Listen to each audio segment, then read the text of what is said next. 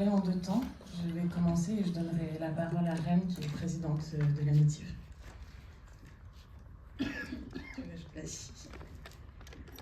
J'ai écrit une lettre. Lettre à celles et ceux qui bâtissent l'égalité. Pendant plus d'un siècle, des milliers d'hommes appelés les maçons de la Creuse sont partis travailler sur les chantiers des grandes villes. Ils ont construit Paris, Lyon. Pendant ce temps-là, les femmes tenaient tout le reste. Les maisons, les fermes, les enfants, les saisons et les silences. La ruralité a longtemps été un territoire que l'on quitte pour bâtir ailleurs. Aujourd'hui, nous faisons le chemin inverse. Nous accueillons celles et ceux que les métropoles épuisent. Nous refusons l'urban gaze qui transforme les campagnes en cartes postales ou en angle mort politique. Nous donnons envie à celles qui vivent ici de rester. La Creuse est un territoire vivant, un territoire de résistance discrète, de mémoire et d'avenir.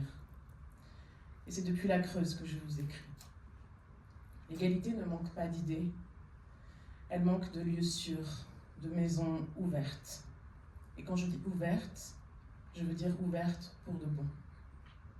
Ouvertes même à celles et ceux qu'on n'avait pas prévu d'aimer. Ouvertes à Bernard, notre voisin d'en face, qui pense que le féminisme est une lubie, que l'égalité est une connerie, qu'il n'a pas besoin de nous pour ce que nous proposons, mais qu'il a besoin de nous pour pouvoir proposer. Parce que l'égalité ne se construit pas entre personnes convaincues, elle se fabrique dans la friction, dans le café partagé avec quelqu'un qui ne vote pas comme toi. L'égalité ne peut être qu'intersectionnelle, sinon elle oublie des vies en chemin. Nous ne parlons pas d'une égalité abstraite, nous parlons de femmes rurales, de personnes LGBTQIA+, d'enfants, de personnes exilées, de corps fatigués ou en situation de handicap. Et ce que nous avons en commun, c'est de vivre dans un territoire relégué. Avant même les identités, avant même les histoires personnelles, il y a ça, habiter un territoire oublié. Un endroit où tout arrive plus tard, où les services ferment, où les trains disparaissent, où les droits mettent plus de temps à être reconnus. Nous parlons de réalités qui se cumulent, qui nous épuisent, et les lieux capables d'accueillir tout ça ensemble, vraiment ensemble, sont rares. Alors nous en avons fabriqué un. Je m'appelle Aurore Claverie, je suis poétesse, éditée aux éditions Derrière la salle de bain. En 2018, j'arrive de Tanger et je deviens directrice de la Métive. À Tanger, j'ai compris que la poésie peut être une action, que l'hospitalité est un geste poétique, que les rencontres changent des vies. Je dirigeais un lieu, la Lucciola, un espace fragile, traversé par plusieurs langues, plusieurs réalités sociales. C'est là que j'ai compris que les lieux de résidence artistique ne doivent pas seulement produire des œuvres d'art, ils doivent aussi produire des œuvres d'humanité, du lien, du courage, de l'égalité. La Métive est née en 2002, elle vit aujourd'hui à Moutier-d'Ahin, un village de 160 habitantes et habitants. Souvenez-vous du film d'Alain Corneau, Tous les matins du monde, vous êtes là, face à la Creuse, devant l'ancien moulin de l'abbaye, c'est ici que nous travaillons. Pas dans un centre culturel. C'est une maison d'art, d'adelphité et d'hospitalité inconditionnelle. Une maison tenue aussi par Camille, Antoine, Élodie, par un conseil d'administration engagé présidé par Reine Pratt, par des chercheuses associées, par une direction artistique collégiale, par des personnes en stage et en service civique, par 65 bénévoles, par des habitantes, par 432 adhérents. Un lieu où l'administration côtoie la poésie, où l'entretien est un acte d'hospitalité matérielle, où nettoyer, préparer un lit est une manière de prendre soin. Où la médiation interculturelle commence dans la rue ou à la crèche et se poursuit à l'EHPAD. Où le café associatif et les locations touristiques deviennent des parlements du sensible. Où les différences ne sont pas gommées, mais traversées. Où la boutique finance des nuitées suspendues. Où la petite enfance apprend très tôt que tous les corps ont droit à la joie. Un lieu qui accueille des artistes et des autoristes en résidence de recherche sans injonction de production, oui, mais aussi des agricultrices, des adolescents, des travailleuses, des fêtes, des passantes, des voisins. Un lieu qui invente et organise chaque année des manifestations publiques, la festive, une immense célébration artistique dans le village, les sororales, qui sont nées des violences sexistes vécues et qui se transforment en espaces d'empuissantement collectif dont l'écho résonne aujourd'hui dans tout le département, pour une autre écologie des liens, dont la première édition aura lieu cette année. Nous agissons depuis un territoire insulaire en plein milieu de l'Hexagone, profondément stratégique mais trop souvent oublié des politiques nationales. Et nous l'affirmons, un lieu d'art peut transformer un territoire. À la Métive, l'art ne surplombe pas les vies, il les accompagne, ouvre des possibles, retisse des communs. Notre mission est simple, faire de l'art un outil d'égalité, une méthode de réparation collective, d'émancipation et de transformation sociale, opposée au repli identitaire, le pouvoir de la rencontre. Le problème, ce n'est pas l'absence de désir d'égalité. Le problème, ce sont nos solitudes connectées mais désertées, nos solitudes pleines de peur et l'absence de lieu pour se rencontrer. Se rencontrer entre personnes qui ne sont pas du tout d'accord, mais qui se côtoient quand même et arrivent à se parler. Nous ne travaillons pas sur des publics, mais avec des personnes, nous accompagnons des existences et nous sommes accompagnés par elles.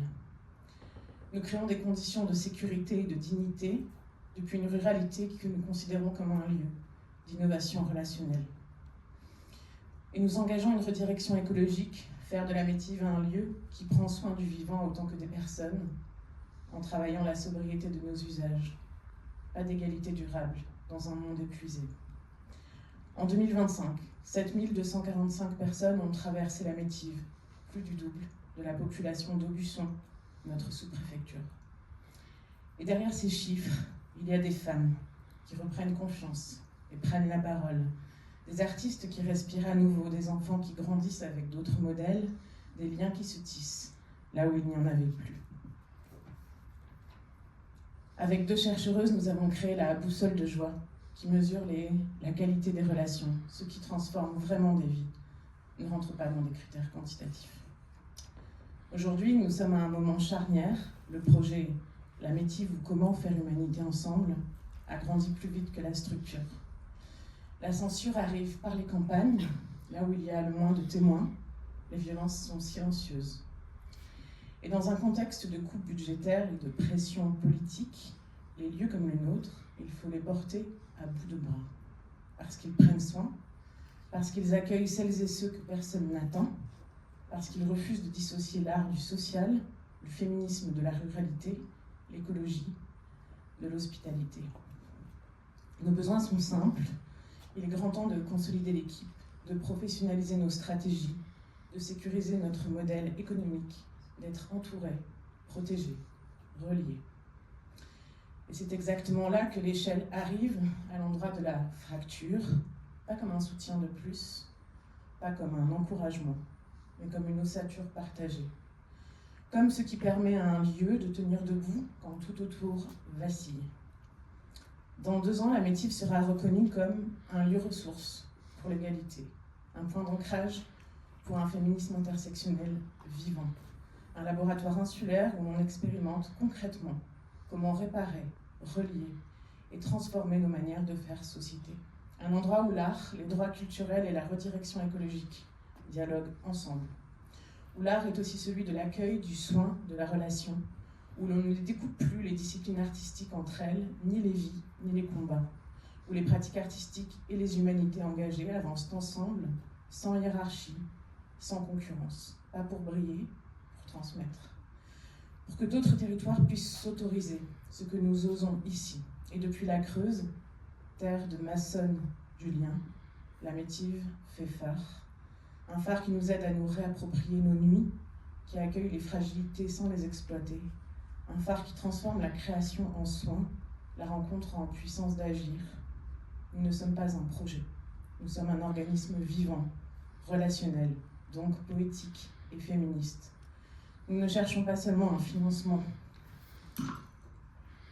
nous cherchons des alliances courageuses, qui tiennent quand ça tangue, qui protègent quand ça attaque, capables de faire basculer les récits dominants. Et comme le dit Lila Watson, si tu es venu ici pour m'aider, tu perds ton temps. Mais si tu es venu ici parce que ta libération est liée à la mienne, travaillons donc ensemble. Parce que les maisons tiennent mieux quand on les bâtit à plusieurs, parce que l'égalité a besoin de lieux pour se vivre et se raconter, parce que ce que nous bâtissons n'appartient pas qu'à la métive, cela appartient à celles et ceux qui refusent la résignation. Merci à Artifarti et au programme L'Échelle. Merci de rendre possible cette bascule, de continuer à faire advenir l'Adelphité, là où elle est la plus fragile, et donc la plus précieuse. Et maintenant, bâtissons donc ensemble.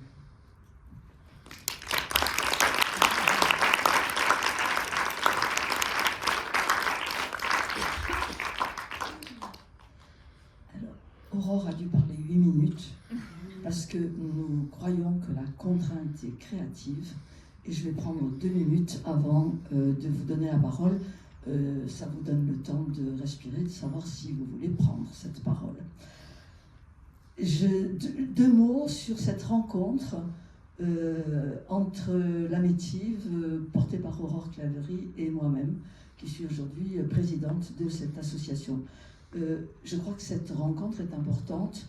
Elle pourrait paraître paradoxale, elle témoigne d'un moment de bascule qui a été évoqué par beaucoup d'entre vous dans les présentations précédentes.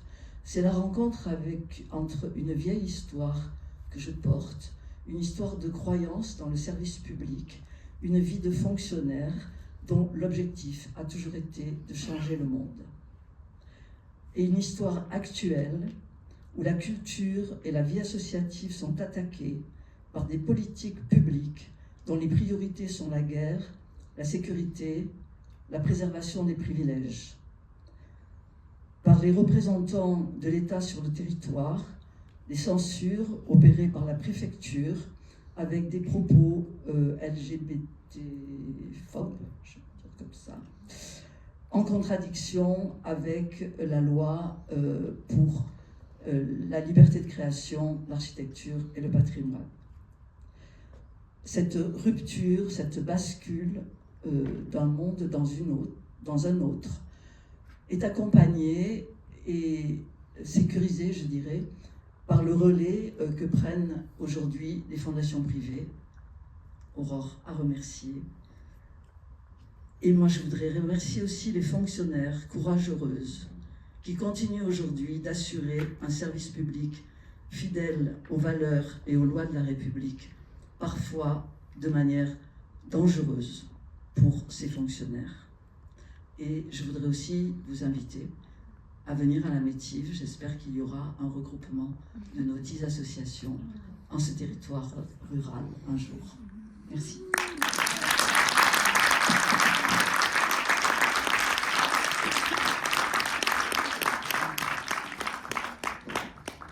À vous.